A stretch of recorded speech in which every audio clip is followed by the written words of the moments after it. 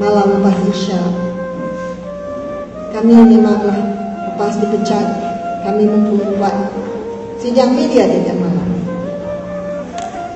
Dan ada polis khas, pasukan tindakan khas, datang dengan topeng merempuh rumah kami.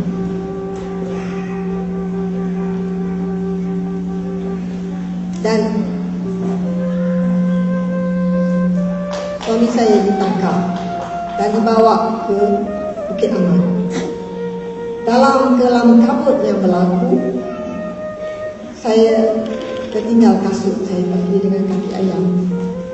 Anak kami memanglah saya kumpulkan supaya kami semua pergi dalam satu van.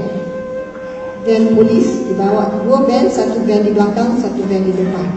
Tapi anak saya seorang tertinggal, anak yang keempat. Dia tertinggal kerana dia takut. Dia tidak tahu apa terjadi.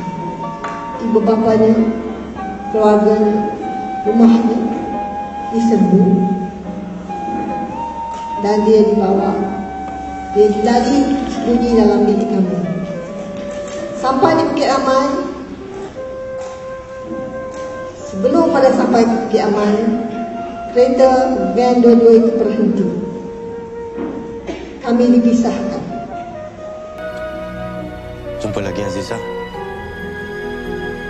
Jaga anak-anak.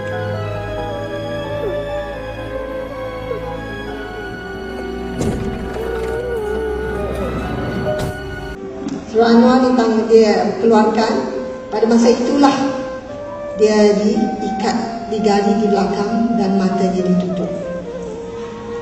Bila kami sampai, saya dengan anak-anak sampai di Bukit Aman, saya tidak dibenarkan lagi. Saya tidak tahu di mana suami saya pada masa itu. Saya tidak mahu balik sampai saya tahu manakah Anwar pada ketika itu. Saya tidak sangka pada bila saya bertemu dengan masa itu Datuk Johari Jamil, orang ketiga dalam polis pada ketika itu. Saudara Anwar telah sedang dipukul dalam tahanan masa itu.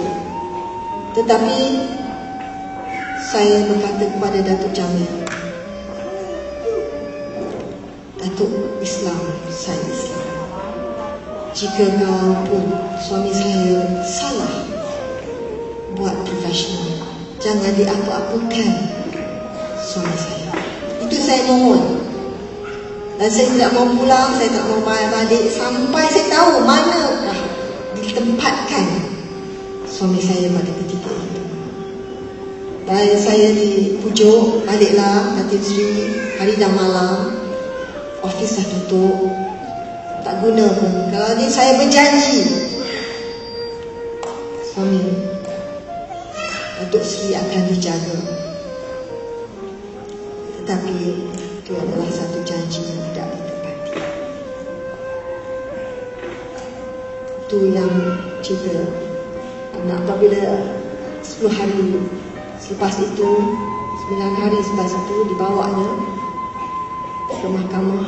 Masa itulah saya dapati bahawa matanya lebam, dia terpukul setengah mati. Apa yang diberi dalam gambaran dalam kacamata televisyen, semua Anwar itu garang, Anwar itu tidak boleh dipercayai, Anwar itu buat ini, Anwar itu buat itu. Bayangkanlah perasaan saya sebagai seorang isteri, bayangkanlah saya sebagai seorang ibu. Tetapi bila saya ditanya minggu sudah bagaimana saya menghadapinya, ia adalah politik. Tetapi saya tidak sangka begitu jijiknya politik sampai ke tahap itu. Itu saya serah kepada Allah.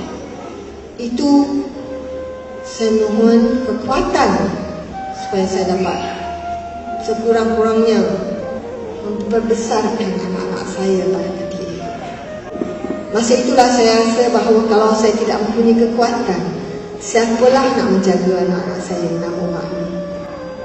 Siapa? Saya lah ibu, saya lah bapa. Sebab itulah Kalau orang tanya saya kuat, tidak.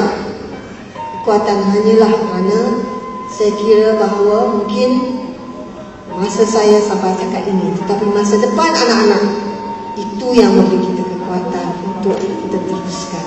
Dah masuk dah 6 tahun, dah keluar dah. Alhamdulillah, kita hidup, kita teruskan kehidupan. Lagi satu kes.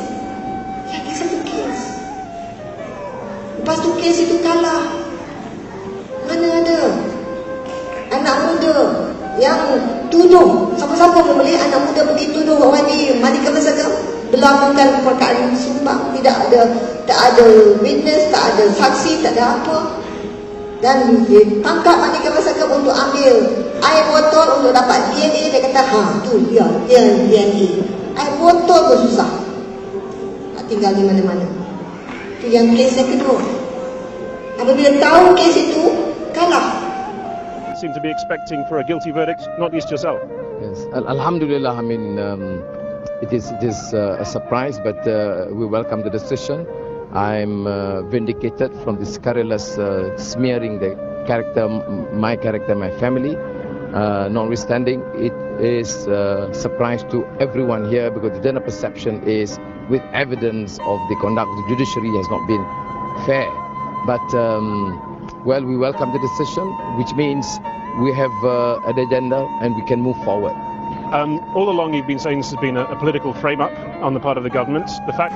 Bila Permata Power ada pelihara yang kecil, anak muda yang accused ni pergi ke television national TV, TV1, TV2, TV3, tiap-tiap malam diulang tayang dalam national TV. Bayangkan, apakah ini tidak konspirasi politik? Kenapa tidak kes lain? Kenapa tidak kes penyelewengan NFC? Tidak kes penyelewengan pembunuhan seorang wanita? Bila kes dia punya rekod immigration yang dipadamkan, kenapa tidak itu? Kenapa kes ini? Ini yang berlaku. Jadi saya hadapi ini kerana saya nak kongsi ini, kerana bukan saja itu boleh berlaku pada saya. Kalau itu boleh berlaku, janganlah kita harapkan sistem kehakiman kita ini boleh membela kita bersama tanpa kita mengubah nasib kita, masa depan negara.